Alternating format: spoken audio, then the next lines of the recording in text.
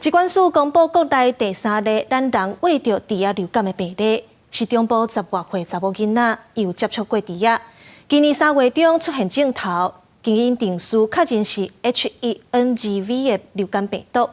认为有可能是猪仔喂互人，或者是伫环境当中接触到病毒。加在这个查某囡仔厝内人目前是无症头，饲猪场嘛无验着病毒。国内佫出现新型的 A 型流感，个案是住伫中部一个10几岁的少女，伊下课了后会去饲猪场看猪仔的活动，伊伫今年3月中出现发烧、塌片含筋肉酸痛这症头，去诊所采检流感快筛是 A 型的阳性，但是检体却无法度顺利分型，经过基因定序才确认是 H1N2V， 是伫猪仔身躯顶结白原性的流感病毒，这嘛是国内今年第1例史上第3例 H1N2V 的案例。培养出流感病毒，但没有办法成功的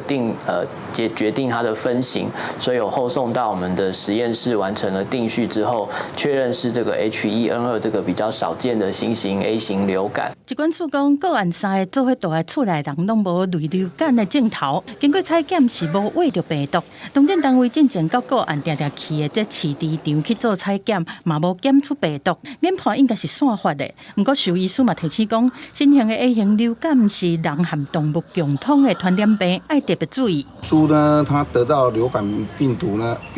的症状呢，就跟人的感冒症状类似，咳嗽、打喷嚏、流鼻水。那同时它就会产生这些气雾。如果刚好呢，这个人在附近工作者，或者是没有防范，或者没有戴口罩，他就会有被传染到的一个风险。